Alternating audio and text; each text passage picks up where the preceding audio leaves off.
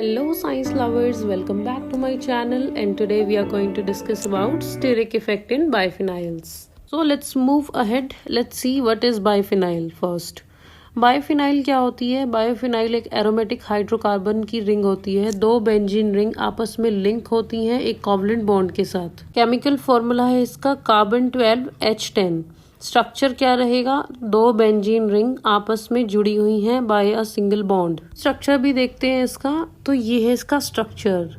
आज का जो टॉपिक है हमारा स्टेरिक इफेक्ट इन बाइफिनाइल्स। तो स्टेरिक इफेक्ट को जानते हैं। स्टेरिक इफेक्ट क्या है? देखो, जब कभी भी हम ना बहुत बल्कि एटम और ग्रुप को यूज करते हैं रिएक्शन के अंदर, वो क्या आते हैं, रास्ते में आ जाते हैं हमारे, और वो क्या करते हैं, रिएक्शन को ब्लॉक करते हैं और वो बहुत ज्यादा स्पेस लेंगी।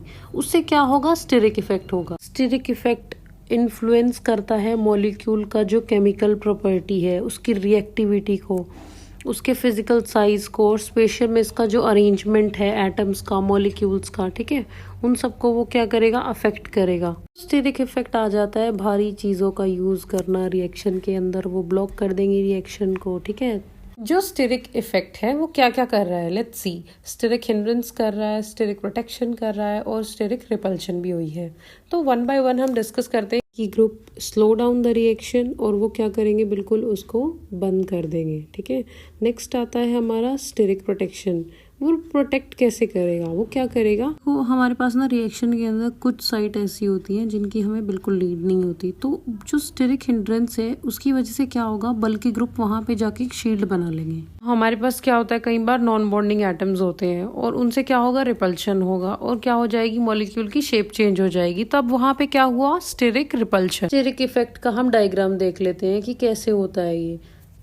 तो थ्योरीज में पढ़ रहे थे अब तक तो हम स्टेरिक इफेक्ट को, और डायग्राम से हमें एग्जैक्ट पता लगा कि बल्कीनेस किस वे में आएगा। वो मतलब ग्रुप अटैच होते चले जाएंगे और क्या है, बल्कीनेस बढ़ता जाएगा। उसको क्या, उससे क्या होगा, स्टेरिक हिंड्रेंस होगा। हम इस स्टेरिक इफेक्ट्स से क्या क्या अफेक्ट होगा, वो क्या क्या चेंज कर देगा, रिएक्शन के रेट को चेंज कर देगा, मॉलिक्यूलर स्टेबिलिटी, बॉन्ड एंगल, और उसके कलर तक को चेंज कर देगा ये।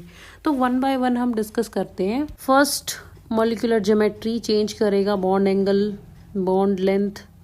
तब क्या होता है, ट्विस्ट करते हैं हम किसी बाइफिनाइल को क्राउड को अवॉइड करने के लिए, तो क्या हो जाएगी, शेप चेंज हो रही है उसकी। कॉन्जुगेशन, अगर हम ट्विस्ट कर रहे हैं किसी को तो जो पाई बॉन्ड का ओवरलैप है वो क्या हो रहा है, कम हो रहा है। उसकी वजह से क्या होगा, कॉन्जुगेशन कम हुआ, और क्या हुई, स्टेबिलिटी इफेक्ट हो गई एरोमेटिक सिस्टम की।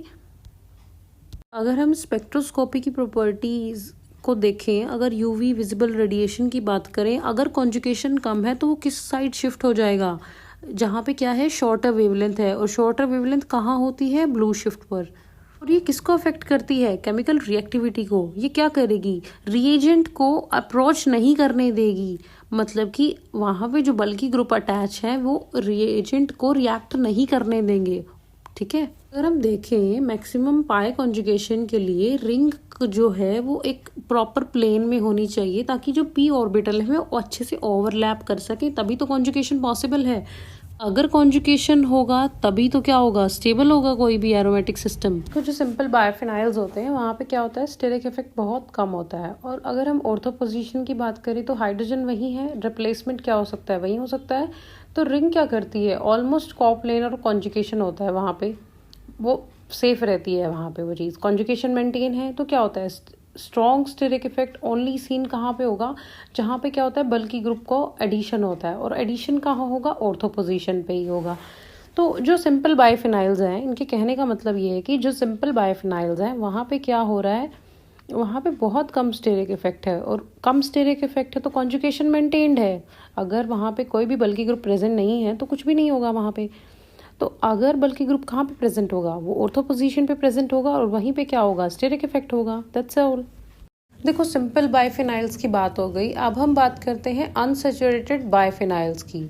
देखो, जो बाइफिनाइल्स है अगर उनके अंदर हमें क्या देखना है, तो जो अनसैचुरेटेड बाइफिनाइल्स होंगे ना, वहाँ पे क्या हो जाएगा, एक डबल बॉन्ड आ जाएगी बीच में, और वहाँ पे क्या होता है, हाइड्रोजन हाइड्रोजन अटैच होते हैं, तो उनमें क्या हो जाएगा, रिपल्शन होगा। स्टेरिक रिपल्शन हुआ तो उससे क्या होगा, प्लेनैरिटी जो है वो मेंटेन नहीं रह पाएगी वहाँ पे, और वो क्या होगा, वो हाइड्रोजन क्या है, नॉन बॉन्डिंग है, नॉन बॉन्डेड एटम्स हैं, और वो क्या ऑक्यूपाई करेंगे, स्पेस ऑक्यूपाई करेंगे।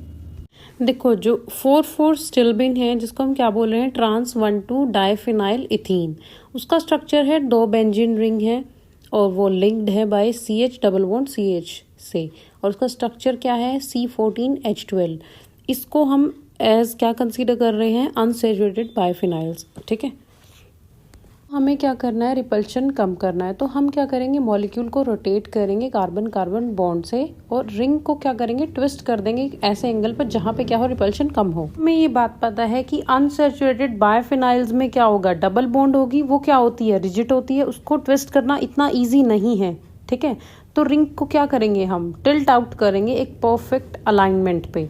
ठीक है, और वहाँ पे क्या होगा, कॉन्जुगेशन कम हो जाएगा, कॉन्जुगेशन कम है तो क्या, स्टेबिलिटी कम हो जाएगी। ठीक है, सारी चीज़ें एक दूसरे से क्या है, लिंक्ड है। तो अब हम एग्जांपल कंसीडर करते हैं। ट्रांस स्टिल्बिन क्या है, फ्लैट है, स्टेबल है, गुड कॉन्जुगेशन है, लेकिन सिस स्टिल्बिन में क्या हो, ऑर्थो पोजीशन पे क्या है, हाइड्रोजन, वो क्या करेंगे, एक दूसरे को रिपेल करेंगे, तो कॉन्जुगेशन क्या हो जाएगा, कम हो जाएगा, और क्या है, वो कम स्टेबल होंगे। तो हमने देखा कि जो अनसैचुरेटेड बाइफिनाइल्स हैं वहाँ पे क्या है, स्टेरिक इफेक्ट बहुत है, और एज कम्पेयर टू हम क्या करें, बाइफिनाइल्स, सैचुरेटेड बाइफिनाइल्स से अगर कंपेयर करें, क्योंकि वो क्या है, rigid double bond triple bond होती हैं, वो लॉक कर देती हैं रिंग को एक प्लेस पर, और वो रोटेशन बिल्कुल अलो नहीं करेंगी, प्रिवेंट, रोटेशन बहुत स्टॉप हो जाएगी। ये लगा लो, क्राउड अगर हो गया ऑर्थो पोजीशन पे तो डायरेक्टली क्या हो जाएगा, कॉन्जुगेशन क्या होगा, कम होगा, क्योंकि जो पाई ऑर्बिटल है वो ओवरलैप नहीं कर पाएंगे, कॉन्जुगेशन नहीं हुआ तो क्या हो जाएगा, स्टेबिलिटी बिल्कुल कम हो जाएगी।